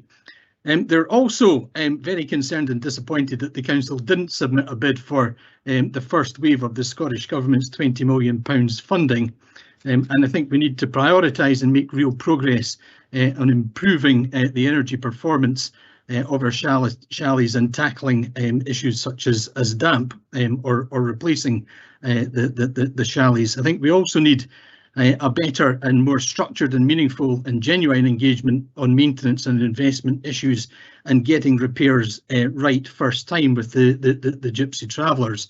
So I'm seeking assurance from the Deputy Director that we're actually going to make real headway on this. It's an important point. Claire, could you answer, please? Yes, thank you for your question there, and hopefully I'll manage to pick up most of the points that you have raised. I mean, I would absolutely assure committee that we remain committed to delivering good quality standards within both of our sites at Bobbin Mill and indeed Double Dykes. The site standards that the council meet or exceed the minimum site standards set out by the Scottish Government. There absolutely have been some delays in terms of the stock condition survey, and I think, as I have probably pointed out to committee before, we are probably as frustrated about this, but obviously COVID has impacted on progress in that respect. That does not mean that we don't remain committed to delivering any kind of improvement works within the site. We have recently secured funding, or we have secured funding for improvements throughout the sites, and there are a number of works that are currently underway. And again, I think I have advised committee of this before. We're replacing the existing porta-cabin, new paths, outdoor spaces, drying areas, etc. There's been a range of work that has been underway, and there's some work that has been undertaken at Bobbin Mill with Scottish Government funding that we have received. The Scottish Government, as you are aware, has announced a wider fund that was announced in June of this year, announced additional funding spread over this and future financial years intended to support significant renovation within council-owned sites. The priority and the focus of this funding has been on those sites that do not meet the minimum site standards. The funding was just announced in June of this year, and we have had conversations with the Scottish Government, who've absolutely assured us that once we have scoped out the work and have got a clearer idea of what the programme of work will be, we will be in a position, like a number of other local authorities, to submit our request and a submission for that funding. I don't know, Elaine, if there's anything else that you would like to add to that I have missed in terms of the specific response to the questions, but we are continuing to engage with the residents. As you'll be aware, there was a meeting at Double Dykes last week with senior officers across the council. June, our repairs manager, attended. As we do on a regular basis, we do meet with the residents there to take forward any of the repairs and make the necessary improvements. Elaine, is there anything more that you would like to add? No, I think you've covered it, but I would agree with Councillor Barrett in terms of our maintenance programme. It's something that we're eager to do, but it's the funding element, it's general funded, and that's why we're really progressing to transfer the sites over as soon as possible and then get a maintenance programme in place. But I take your point on board based on the feedback that we had from the meeting, and that's something that we need to work a wee bit harder to address and put in place. Thanks very much for that, Claire and Elaine. I think that there is a kind of urgent need to get above and beyond business and as usual in the approach that we've taken, and particularly, following the COVID hiatus. And we talk about being a Say Yes Council, getting it right first time and doing the right thing. And I think our record in that respect isn't up to scratch at the moment. Thank you, Councillor Barrett. I was going to say the comments come at the end, but I understand what you're saying. Thank you. Councillor Liz Barrett. Sorry, could I come back? Yes, certainly, Claire, yeah. I think just to reassure committee, and absolutely with, Councillor Barrett, I hear what you're saying. I'm recently met, as you are aware, with senior managers within the housing team. They have got a clear plan in place in terms of the work that we're already undertaking, Scottish Government funding, our response in terms of the repairs following the meeting and previous work, and indeed the plan in terms of drawing down future Scottish Government funding once we have finalised the stock condition survey. So we absolutely do have a clear plan. I was absolutely reassured by the managers within the housing team, and I'm confident that we will be delivering on these outcomes. Thank you. Councillor Liz Barrett. Thank you, convener. First of all, thanks very much to the housing team for all the work on this plan. I'm looking at page 125.2.34, well, 230 to 2.34. In 2.30, the RPA for 21-22 is 19.3 million, but down in the proposed the RPA funding from the Scottish Government in section 2.34 is only 16.6 million for each year. Is there an explanation for that cut? Claire? Stephen or Norma, would you like to come in on that point? Stephen? I think it's one more for Norma, sorry, Claire. Unfortunately, not really a very good explanation in that was just the funding we've been awarded. The 21-22 was the last year of the last 5-year period, and 22-23 is the period going forward, and that was just a slight adjustment. It was actually a better level than we had potentially anticipated going into COVID, I have to say, but we were actually very pleased to note that the 5-year resource planning assumption is actually 12% more for the coming 5 years than it was for the 5 years we've just gone through. So in fact, the funding level is very healthy, but yes, it's that particular year we got slightly more that year, but over the 5-year periods, there definitely is an increase in funding for affordable housing. That's good. If I could just add another short question, please. Please do, yeah. It's just about communication. In a lot of the papers for lifelong learning, we get a glossary at the back with the abbreviations in it. And I know I've been doing this for nearly a year, but I still have to keep flicking through papers to find what that meant. It would be really helpful if housing and communities could adopt the same approach, please. Yes. So I was going to say, I'm in the same boat, Liz. Thank you very much. But Claire, yes, your answer. Yes, absolutely, Councillor Barrett. I think good point, and we will take that on board. And apologies if we have committed to do that previously and haven't. So we absolutely will do that. That's brilliant. Thank you very much. That will be very welcome to all of us, I think. I think so, definitely. Councillor Waters. Thank you, convener, and echo Liz Barrett's, Councillor Liz Barrett's request there as well. Sometimes I go through and wonder, what's that one again? And that's after more than just 1 year. I've got a few little quick questions here, if you'll indulge me with them. The first one is an important part of this is the top up from the developers' contributions. Do we have any information on the breakdown per house and market area that's currently sitting in ready to be invested? And the second question is again on the same track, but just on the affordable housing side, on the information that's available. Is there any breakdown on the affordable housing that's been delivered in previous years for rural locations compared to more built up areas? There's a lot of disquiet in Kinross area, but most of the affordable developments all surrounding Milnathort, and some of the rural areas are really keen to get some affordable houses built in their areas because they recognise the need to have more affordable housing for people downsizing, people who want to stay in the rural locations.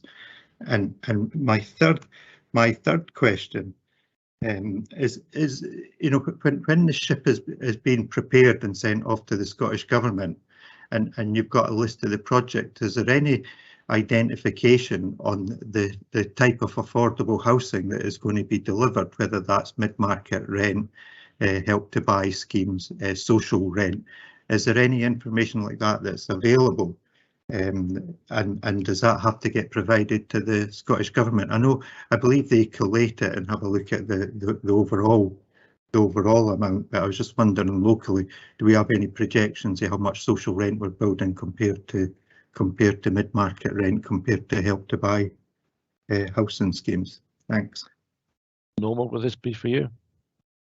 Happy to answer. Taking those in order, developers' contributions, absolutely, we do have that breakdown between different market areas. I don't actually have it at my fingertips at this moment, but it is published on the website. But I can arrange that someone could get that to you, Councillor Waters, if that would be useful to you. Yeah, that would be appreciated. Thank you. On rural completions, again, yes, we do have that information, and I actually looked at that in detail recently, and I've got a table made by a member of my team. Again, it's not at my fingertips at the moment, but I can certainly get that to you also. There's actually quite a good spread between rural and urban, but I can send that to you for you to look at your leisure, if that would be useful. And also the list of projects, the type, the vast majority of the projects are for social rent, and we do identify whether they're social rent, mid-market rent or shared equity.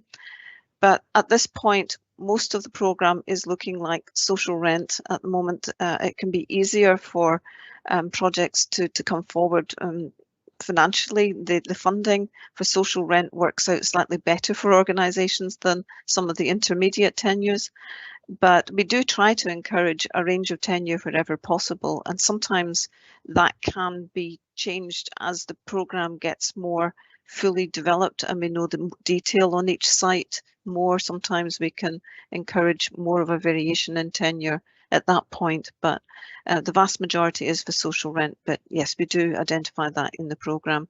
It perhaps makes more sense when I say the SHIP is actually something that is put into the Scottish Government electronically now, all on their what they call a HARP system. It's the Housing Association Regeneration programme, and that's all online. And so what you're seeing here is not quite directly keyed into that. There's a lot more detailed information that's keyed into the electronic system that goes into the Scottish Government.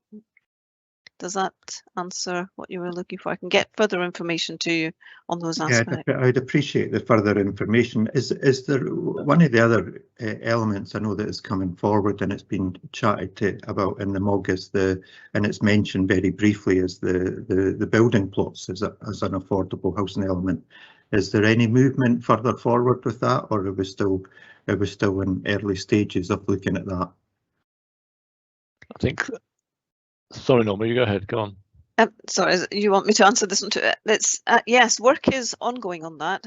It's true to say that we did put in a bid for a site recently that we thought would be well suited to that, but unfortunately the market is quite buoyant at the moment, and we're having difficulty competing in the market for what would be an affordable product. But it is ongoing, and we're continually looking for opportunities to bring forward plots that would be potentially useful for self-build, just to increase that range of options for people going forward.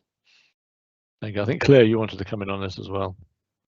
Yeah, I just wanted to, I think, to come in and add a little bit more in terms of the question about the rural housing supply and our approach, and I would absolutely, you know, understand that. I think that's kind of a much asked question.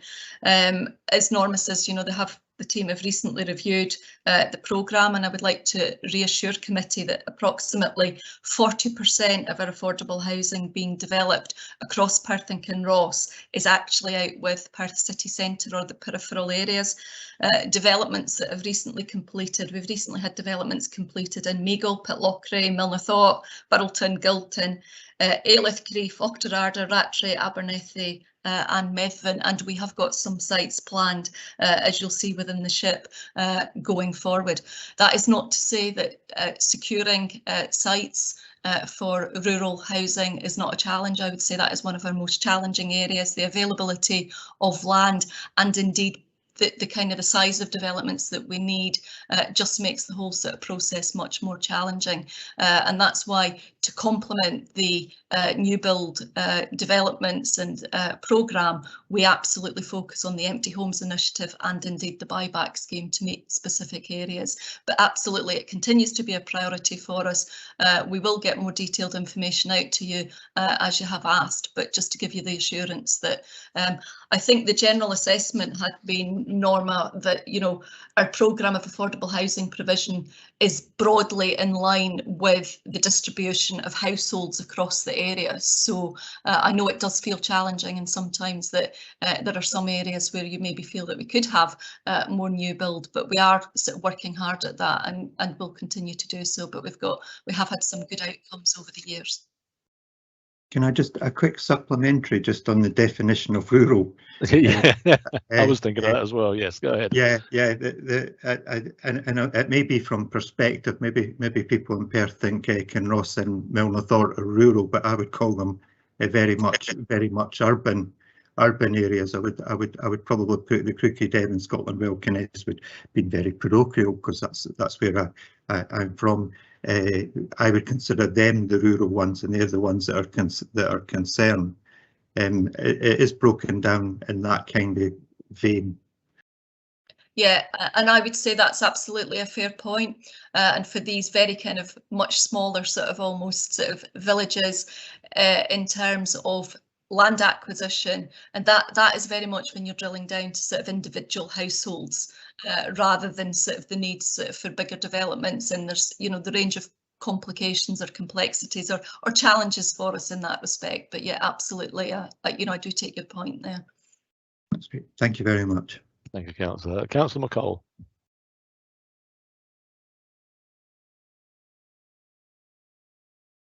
Thank you, convener, and thank. You've gone back onto mute again. Can you hear me now? We can, yeah. Some people may have been said it'd be better going back on mute, but never mind. First of all, thank you for the explanation for the report. Actually, I think it's very helpful and very comprehensive. And also thank you for answering one of my questions to Councillor Waters about the definition of affordable housing. I think we've had this conversation before about the difference between social housing and affordable housing to buy. My questions, though, are a little bit more substantial. On page 121, on section 2.5, you make reference to significant regeneration investment in areas where child poverty are highest, and yet in this report I don't see, at least if it's there I've missed it, and I apologise if that's the case, references to regeneration of existing council property stock, where perhaps a significant upgrade rather than, you know, a new kitchen or a new bathroom, but a complete regeneration might be required. For example, in one side of Newhouse Road in Perth, where it's owned by Housing Association, they've done a significant amount of regenerating and in fact knocking down and building new properties in those areas, but yet elsewhere in that wider estate, there's no plans I can see in here to do regeneration in that regard for the houses that are there. And the other question I have really is around wheelchair and particular needs housing in section 2.12 on page 122. The content in that section really refers to people who are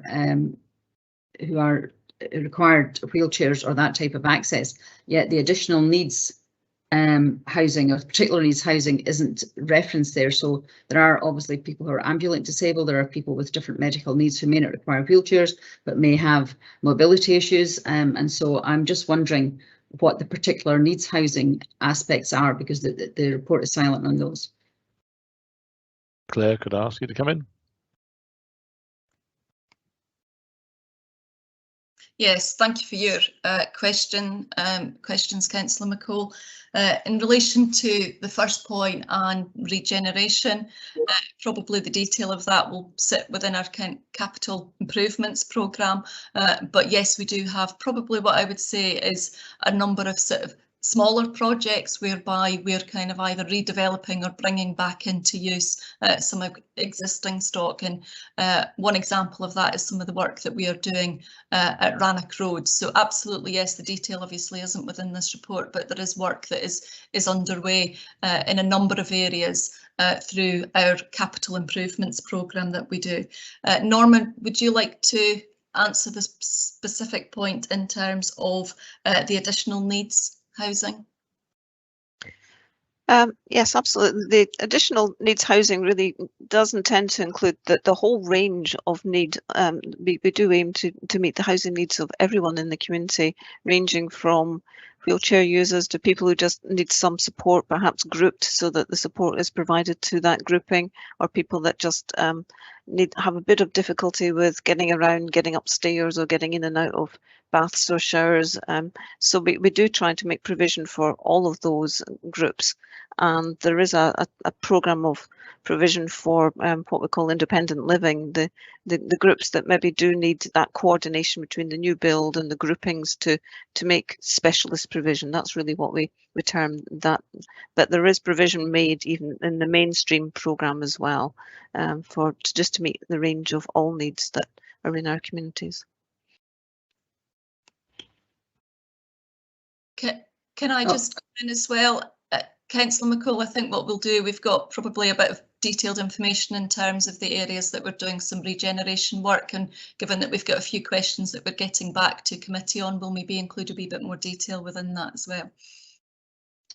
Thank you to both. I am, if I may, convener, I think I understand what Norma has said about the additional people with additional needs, but the fact that this report is silent on it, I think, is something that should be addressed, because it is a very real aspect, and there are a number of both tenants and residents of Perth and Kenos who require housing with particular needs, and it seems to be on a case-by-case basis rather than a proper strategy. I know this might sound more like a comment, but it's related to the question. So I think it would be helpful to have something more specific included in the report in the future. I'll pursue that. Thank you. Our next question is from Lynn, I think, has a question for us. If she's still with us. There we are. Over to you, Lynn. There we go. Okay. Just a quick question for Stephen Coyle. Just wanted to know whether we still get the maximum amount of grant from the Scottish Government every year. Yeah, that's it. Thank you, Stephen. Hi. Yes, in terms, I take it, Lynn, you mean in terms of the new build housing? Yeah, we still obtain the appropriate level of grant from the Scottish Government, depending on what standard the new build properties are being built to. So that varies. I think there's different categories. Norma would be able to explain these categories better than what I can. But yes, where we're doing new build, we always receive Scottish Government grant if they sign off on the project. Yeah. Thank you. Thank you, Lynn. And back to Councillor Peter Barrett. I think that means 2 questions. No, it meant second question. Oh, second question. Okay. But okay. I'm going to squeeze in 2 now that. Oh well, I'll give you the hint now. So far away. It touches on the issues raised by Councillor Bailey and Councillor McCall and I think Councillor Stewart regarding the criteria applied and the priority methodology in Index 4 for specific and special needs housing. Now, I appreciate that those sorts of developments are going to be assisted by criteria 2, but I wanted to check that the methodology had been road tested to ensure that it wasn't going to be disadvantaged by criteria 1 and the doubling of the weight of that. Clearly, these specialist developments are going to be smaller in nature, whereas larger general needs housing development could score more highly, if I'm reading it correctly, under criteria 1, and I wouldn't want things to be falling below the line as a consequence. Claire, could you clarify? Yeah, I think what I will do, I'll pull Norma in terms of the specific criteria matrix, but I think it would be helpful, I think, just again to refer committee to section 2.23 of the report, which does provide an overview. And again, I appreciate that this was more detailed within the housing contribution statement that we recently brought to committee, but it certainly gives an overview of the work of the multi-agency independent living panel, which are absolutely key to developing informing the development of the SHIP. They meet on a regular basis and provide that very much integrated approach. We work very, very closely with health and social care colleagues, the housing team in terms of the housing options team, and indeed Norma's team. They meet monthly. They provide very much an integrated approach to meeting the wider housing, health and indeed social care needs. And that information in a planned basis is fed through into the SHIP for future housing development. So we certainly even look at transitions of young people that are moving through from education and children's services into adult services who we know will be needing housing in the future. So we have got a very structured and planned approach, which I think as committee will be aware we've made great strides and improvement over the course of the last, I would say, 3 years in that respect. And they very much link in terms of the specialist housing care and support provision, and we work very closely with our registered social landlords in that respect. Norma, I think in terms of Councillor Barrett's specific question in terms of the criteria, if you could give an explanation of how that works. Yes, absolutely. It's kind of brief details that we've set out in the appendix, I do appreciate, but behind that sits we have a detailed template that we fill out, and it goes to, this gets done for each project added to the programme, and it is considered by the new build board. And it's just a kind of structured way of making the decision, really, obviously, but I can reassure you, giving double weight to priority 1 doesn't impact on the specialist provision, because they tend to be needed in the areas where other houses are needed also. The highest need areas do tend to be the areas where we do need specialist provision as well. And it's not really to do with the size of development, it's more for the, the kind of how far these developments meet our priorities. And so with the specialist provision developments, or whether if there's a potential that it could meet a specialist need, then we do find that it comes pretty far up the priority level because it gets additional points in it, rather than the mainstream ones, while it may be in an area of high housing need. If it's not suitable for specialist provision, it doesn't get any points in that section, so, or it'll score very lowly in that section. So it does even out, and it has been test driven. We do this through a template that's considered by the new build board for each project. I'm not sure if that's explained it well or not, but no, I think that's really helpful, Norma, and I appreciate that. Convener, if I might just offer an observation, it's really good to see that the tenants have offered feedback on the SHIP. I think, judging by a number of the issues raised, it would have been really beneficial if we'd had the SHIP go to the Affordable Housing Member Officer Working Group as we've done in the past. And I don't want to float any conspiracy theories, but I think it's been a missed opportunity not to have done it this time. Thank you, Councillor. Before I move on, did you have another question? I'll open the door, so I'll ask you. No, that's fine. Thank you. Okay, fine. Thank you. I'm not seeing any further questions coming through. Nothing at the moment. So given that, I will sum up. So this report is looking for this committee to approve the Strategic Housing Investment Plan for the period 2022-23 to 2026-27. The previous SHIP, covering the period 2016-17 to 2020-21, saw the completion of 963 affordable homes, which is an average of 193 per year against a proposed target of 150 per year. This clearly shows the Council has a record of delivery. The demand for housing, particularly affordable housing, is expected to rise, and therefore there is a desire to increase the speed of delivery and the number involved. Namely, we are looking at 1,398 affordable homes. That is an average of 280 per annum over the life of the new plan. New homes, buybacks, bringing empty homes back into use, all will play their part. The plan seeks to deliver affordable homes of the size, type, and in the location that people need, safe and secure communities with help to sustain tenancies, homes that can assist in independent living, and there is an aim that 10% of homes built will suit people with special needs, and perhaps in the forefront of thought, warm, energy-efficient homes. The plan has been developed in conjunction with the Scottish Government, our RSLs, and the Health and Social Care Partnership, and our own housing and planning teams. There is a good record of success in working in this way.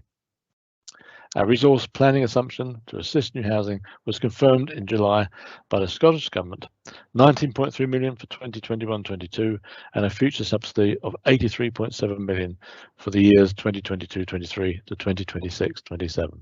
In addition, we can look to borrowing via the HRA, utilising development contributions and funding from council tax on empty and second homes. The tables in the appendices indicate the various projects and timings and also indicate the proposed buyback targets, which can contribute to our totals. In conclusion, we are aiming to increase our contribution to the housing market over the coming 5 years and play a necessary part in meeting the housing need across Perth and Kinross. In doing so, we are also aiming to provide warm, energy efficient, low carbon emission housing, which will be a good way to reduce fuel poverty. Therefore, we are asked to approve the Strategic Housing Investment Plan 2021-22 to 2025-26, and also give delegated authority to the New Build Project Board to ensure that where projects fall out of the plan, alternative projects prioritised in the same way are substituted for them. I so move the paper. Vice Convener, will you second? Yeah, thank you, Convener. Yes, I have nothing more to add to what you've just said there, and I'm happy to formally second the paper. Thank you very much. I'll open up now to comment.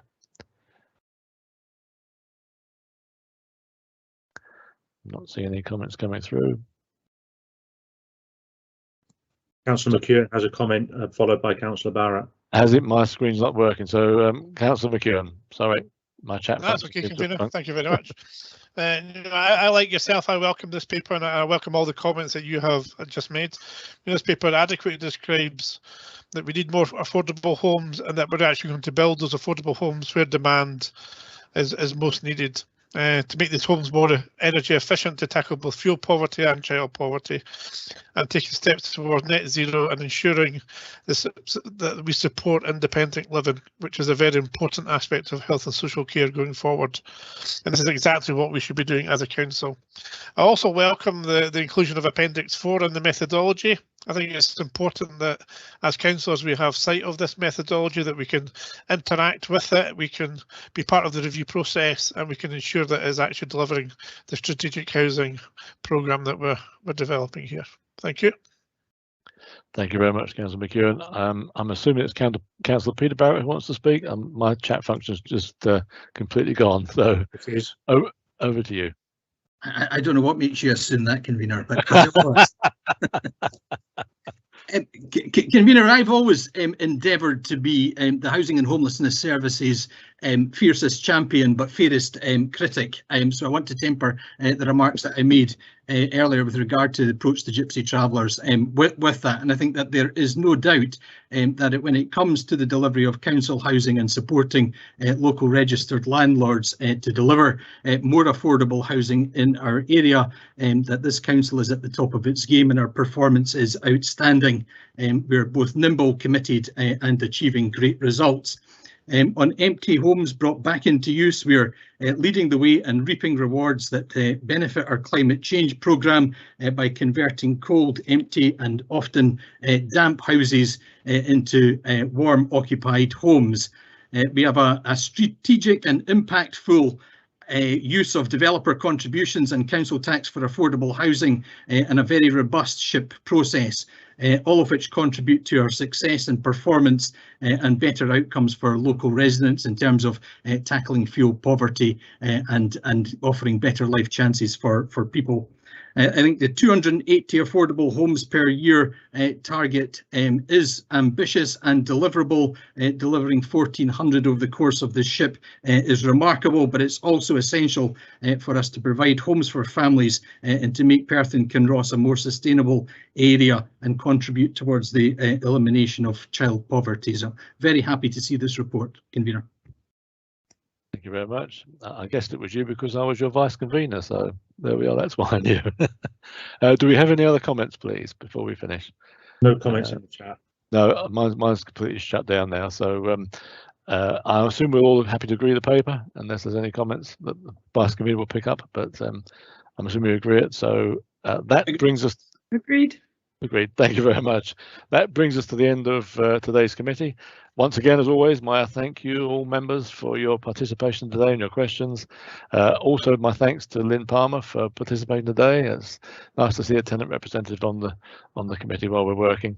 And finally, of course, my thanks to all the officers for their inclusion, all their answers and all the questions and their comments.